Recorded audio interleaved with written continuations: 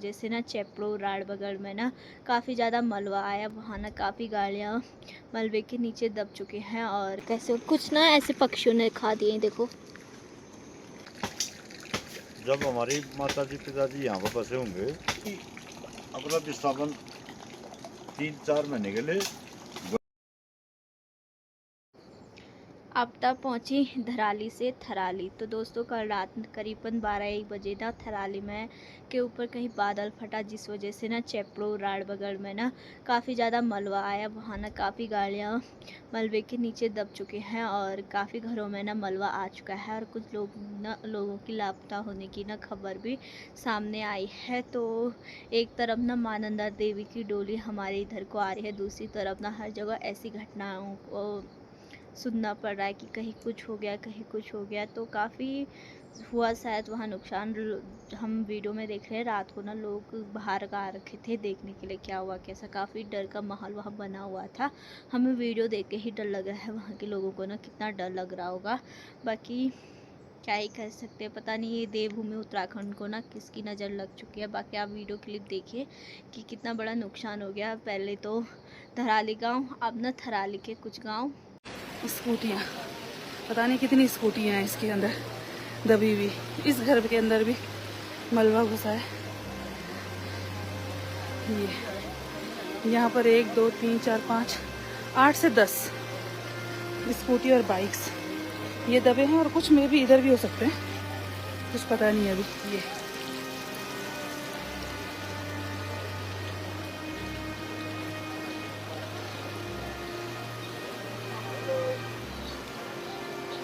और एक अच्छा हमारे लिए ये रहा कि हमारी स्वयं की गाड़ी और स्कूटी हमने यहाँ खड़ी नहीं की थी कल। ये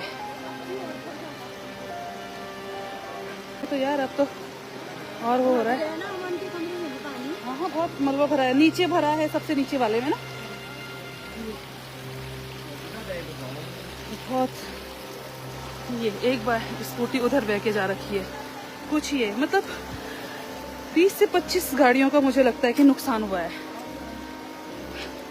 ये कुछ बाइक्स यहाँ पर है।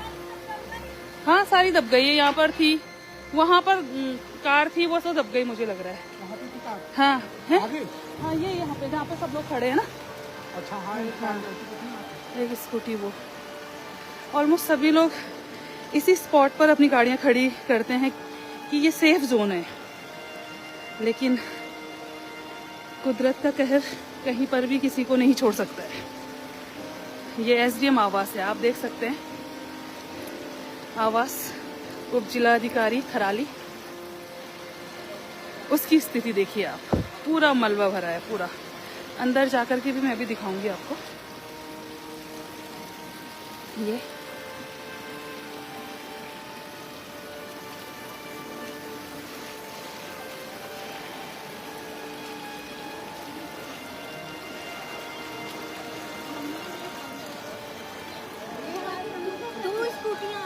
दो उधर हैं, अभी 1-2 गाड़ियां मुझे लग रही इसके नीचे है, वहां पर जहाँ पर वो खड़े हैं ना। यहाँ पर तो रहती थी ना इसको। अब वो तो अच्छा हुआ कि वहाँ पे ना वो बड़े से पत्थर लग गए, वो हमारे घर का नहीं तो पूरा फोड़ता हो, पूरा आ जाता हो। हाँ इधर को जगह मिल गई ना, नहीं तो ये सारा फोड़ के उसने नीचे ले जाना था और हम तो अंदर ही रहते, और हम तो अंदर ही थे भी। ये पता ही नहीं चला कि कब इतना आ गया। और जो मेरा फर्स्ट लाइव आया था उसमें मैं नॉर्मल ले रही थी, क्योंकि नॉर्मल पानी आ रहा था और मैं थोड़ा बहुत हंसी मजाक भी उसमें कर रही थी, लेकिन इतना आ जाएगा ये नहीं सोचा था। ये एसडीएम आवास के अंदर में आई हूँ। ये सर का है पूरा, घर के अंदर भी उनके मलबा घुस गया है। ये मैं जो गेट आपको फ्रंट से दिखा रही थी वो अंदर आके है। ये झूला सारा दब गया है। ओहो यहाँ इधर जाना पॉसिबल नहीं है। ये आप देखिए, मुझे मैं डूब चुकी हूँ पूरी, तो उधर जाना संभव नहीं लग रहा है। ओह फंस गई।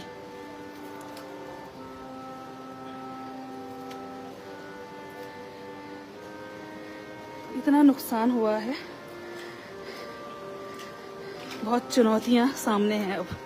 और यही नहीं, अन्य भी कई जगहों पर, हमारे चेपड़ों में भी शायद काफ़ी नुकसान हुआ है, और थराली मार्केट में, कोडीप में, हॉस्पिटल के पास, अन्य कई जगहों पर है।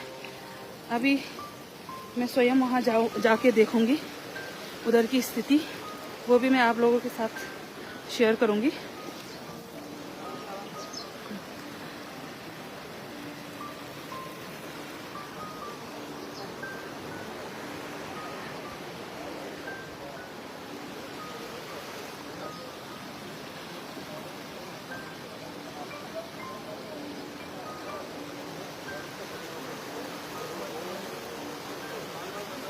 ये हमारे तहसीलदार सर, सभी लोग, ऑलमोस्ट सभी लोग आ गए हैं यहाँ पे, आप देख सकते हैं।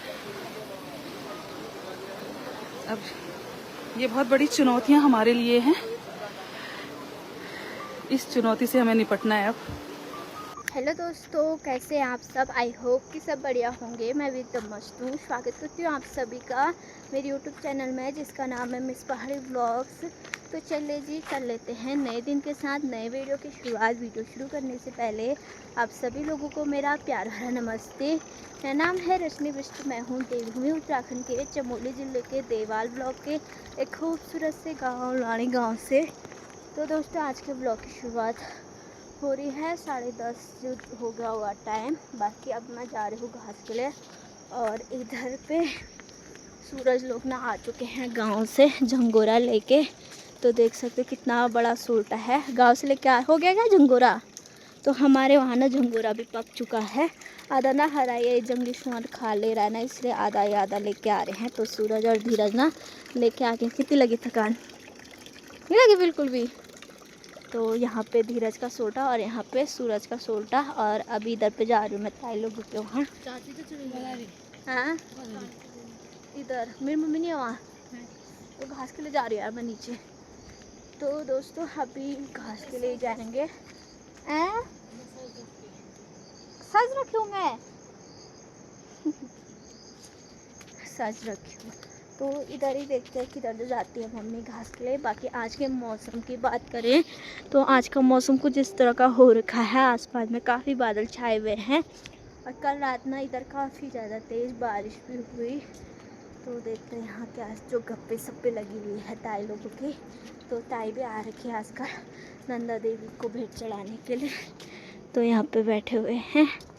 नमस्ते। नमस्ते। किसका फोन आ रहा है? तेरा जवाई का? वीडियो कॉल है, वो है ही, वो क्या बोलते हैं, तो क्या बोलते हैं इसको, ब्लॉग ही ब्लॉग। तो अभी यहाँ पे ना ताऊ जी लोग हैं, आ रखे थे यहाँ पे। बाकी ताऊ जी आप लोगों को बताएंगे कि आजकल ना हमारे गांव में ना कैसा क्या हो रखा है बरसात की वजह से।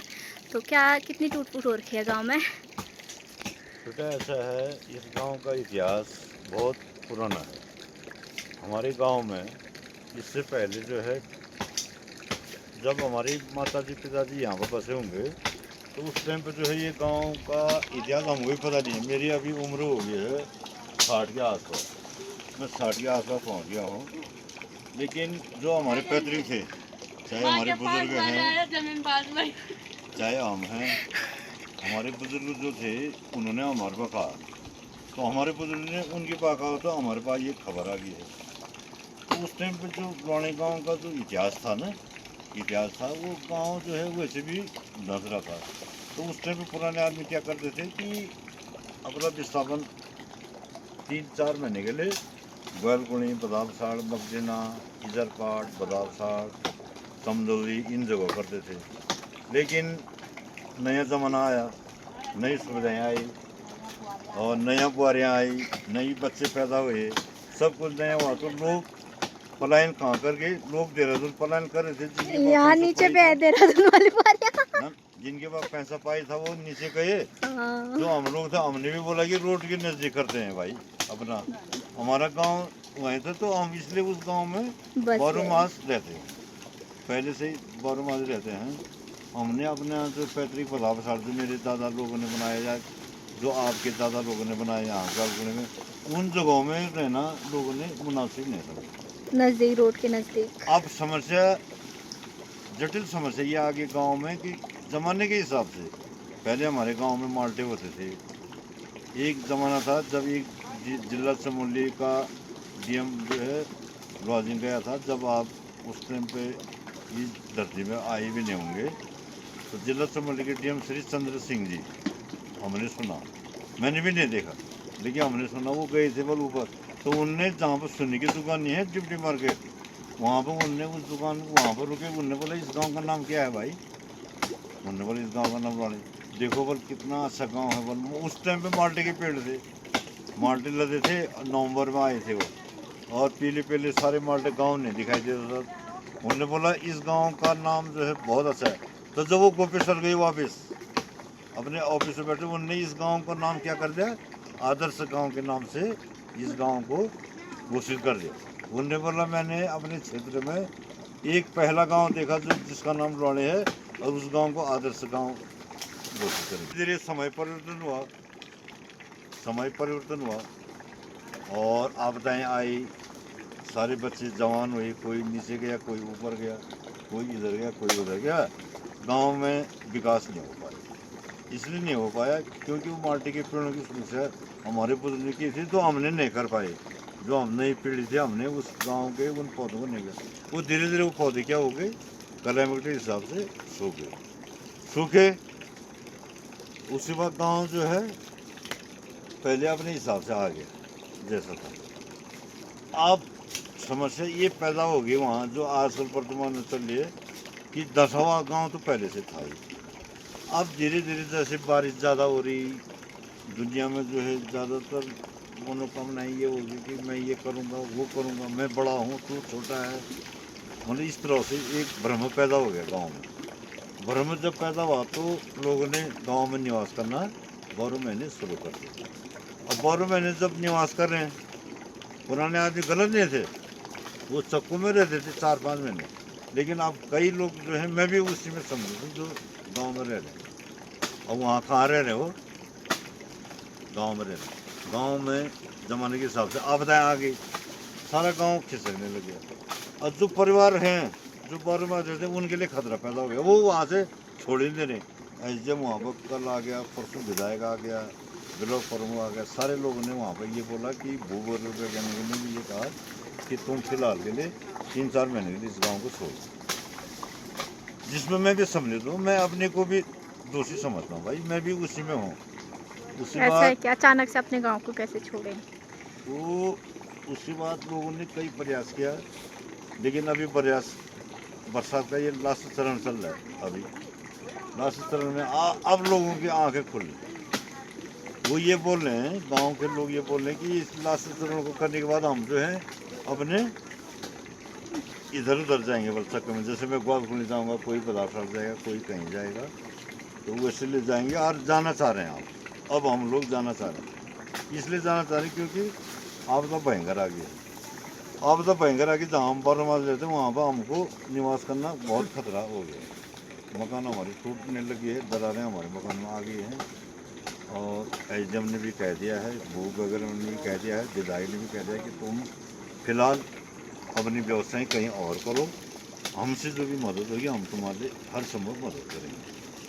तो इसलिए हम लोगों ने भी आप सोच लिया कि आप ये बरसात तो जाने वाला है, भादों का महीना लग गया है, और भादों के महीने का लगने के बाद जो है जैसे जैसे समय आएगा अक्टूबर में, तो हम आने वाले समय में जो है अपना विस्थापन करेंगे। हम केवल 3 महीने के लिए आप गाँव में रहेंगे, क्योंकि गाँव तो वो हो गया है, धस गया है, वहाँ पर रहना खतरे से खाली। अब आई हमको चीज़, कब आई, जब भयंकर बारिश हुई तब हमको चीज़ आई। और आपका ब्लॉग है, ये धन्यवाद, आपने मेरे को इस चीज़ में आमंत्रित किया है। और ये यहाँ पर ये देखो, ये एक तोक मार के हम यहाँ पर अवरोध निकाल रहे हैं। और ये हमारी परंपरा, हमारे बुजुर्गों का है। ये पहले बुजुर्ग इसी ढंग से जो है अवरोध को पैदा करते थे, और उसको तोड़ते भी थे और खाते भी थे, और लोगों को भी देते थे। तो मैं ये कह रहा हूँ कि इसी तरह से हम अपने चक्कों में जाएंगे केवल 3 महीने के लिए, 3 या 4 महीने के लिए जाएंगे। और मेरी सरकार से ये भी गुजारिश है कि ग्राम सभा लुआनी में वर्तमान स्थिति जो बनी हुई है, जो गांव दशे में अधिक से अधिक लोगों से, आप लोगों से जो बुद्धिजीवी हैं, चाहे जो जानकार भी हैं, चाहे इस गांव के हैं या बाहर के हैं, चाहे विधायक हैं या कोई भी हैं, सभी लोगों से मैं ये निवेदन करना चाहता हूँ कि हमारे गांव के लोगों के लिए, हम लोग वो भी किसी की भी सरकारी नौकरी नहीं, हम लोग अपनी कृषि पर निर्भर करते हैं। और मैं ये चाह रहा हूँ कि सभी लोग गांव की स्थिति को देखते हुए सरकार से मैं निवेदन करना चाहता हूँ कि हमको पुनः स्थापित, हम अपने शकों में रहेंगे केवल 4-5 महीने के लिए। और आप लोगों से जो भी हमारी मदद मिलेगी, हम उस मदद को स्वीकार करेंगे। हम अपने 4-5 महीने के लिए बाहर रहेंगे, उसके बाद अक्टूबर-नवंबर में फिर हम अपने गांव में आ जाएंगे। और मैं यही निवेदन करना चाहता हूं, क्योंकि गांव धंस रहा है, ज़माने के हिसाब से, समय के हिसाब से ये गांव धंस रहा है। और बाकी मैं ज़्यादा क्या कहता हूं। और हम ये देखो, हम लोग तोड़ रहे हैं और लोग निकाल रहे हैं। यही तो था हमारे, पहले से यही था। वर्तमान में हम उसी हिसाब पे आ गए हैं। अब हम उसी हिसाब पे आ गए हैं। यही हिसाब हमारे जो बुजुर्ग ने किया था, वही हिसाब पे हम अब आने चाह रहे हैं। और हम तभी जीवित रहेंगे जो पुराने ने ये हिसाब बना रखा था, उसी हिसाब से आएंगे। और बाकी मैं ज़्यादा क्या कहूँ, धन्यवाद आपके लिए। और आपका ब्लॉग जो है अधिक से अधिक शेयर करें इस ब्लॉग को, और काफ़ी लोग इसको सहयोग करें, और गांव के लिए भी सहयोग करें, हम लोगों के लिए सहयोग करें। धन्यवाद।